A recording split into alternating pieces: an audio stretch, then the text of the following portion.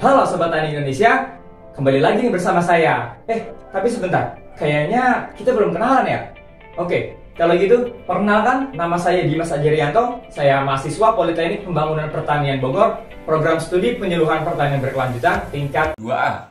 Nah, pada kesempatan kali ini, saya akan berbagi sedikit informasi kepada teman-teman semua, yaitu terkait kesalahan umum yang kerap terjadi di hulu produksi kopi Indonesia.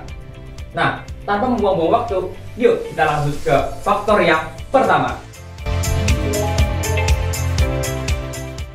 Oke, untuk di faktor yang pertama itu ada kesalahan pola pikir terhadap tanaman kopi. Nah, menurut tim Starbucks Farmer Support Center, masih ada petani kopi di Indonesia, salah satunya di daerah dataran tinggi Karo. Petani kopi di sana belum memberdayakan tanaman kopi secara optimal. Mereka cenderung memilih membudidayakan tanaman buah dan sayur lainnya dan membiarkan tanaman kopi terbengkalai begitu saja. Padahal, jika dimanfaatkan dengan baik, kondisi daerah dataran tinggi Karo yang berpotensi itu dapat menghasilkan buah kopi yang berkualitas dan nantinya dapat dijual dengan harga tinggi. Dan tak lain, itu bisa menambah sumber pemasukan lainnya, bukan? Oke, kita lanjut ke faktor yang kedua. Oke, dan di faktor yang kedua itu ada keliru dalam memilih bibit kopi. Jadi teman-teman, beberapa petani kopi di Indonesia masih ada yang menggunakan bibit yang berasal dari kecambang yang tumbuh di sekitaran tanaman kopi. Padahal itu belum menjamin apakah bibit yang tumbuh berasal dari buah kopi yang telah matang atau belum. Jika sudah, itu tidak masalah. Namun jika belum, bibit kopi yang tumbuh akan menjadi pohon kopi yang tidak berkualitas. Dan itu akan menjadikan buah kopi yang dihasilkan pun tidak akan berkualitas, teman-teman. Nah, cukup disayangkan, bukan? Oke, kita lanjut ke faktor yang ketiga.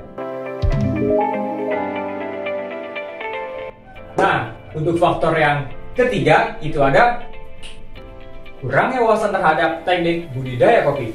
Sebenarnya ini menjadi faktor utama penyebab kesalahan lainnya, dikarenakan beberapa petani kopi Indonesia masih belum mengerti bagaimana cara pembibitan, cara pemupukan, dan cara pemainan yang baik, sehingga mereka pun mengeluh pada saat panen mereka tidak menghasilkan buah kopi yang berkualitas dan panen secara tidak konsisten. Nah, cukup disayangkan, bukan?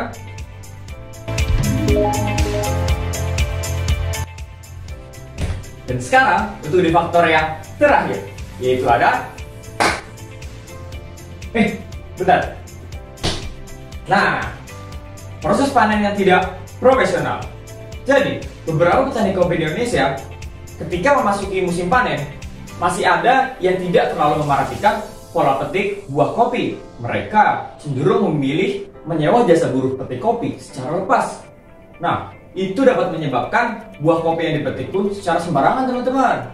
Itu dapat menyebabkan buah kopi yang tadinya tumbuh di cabang A tidak akan tumbuh di cabang itu pada musim panen berikutnya. Nah, cukup disayangkan, bukan? Karena itu dapat menyebabkan hasil panen di musim berikutnya akan lebih rendah dibandingkan musim panen sekarang. Waduh, sayang banget ya. Oke teman-teman, jadi itulah beberapa faktor kesalahan umum yang kerap terjadi di hulu produksi kopi Indonesia. Nah, gimana nih teman-teman? Sekarang udah paham kan apa aja faktor kesalahan umum yang kerap terjadi di hulu pertanian kopi Indonesia? Maka dari itu, kita sebagai generasi muda harus bangga dengan produk kopi olahan Indonesia asli. Dan jangan lupa, mari kita nikmati secangkir kopi hari ini dengan penuh sukacita.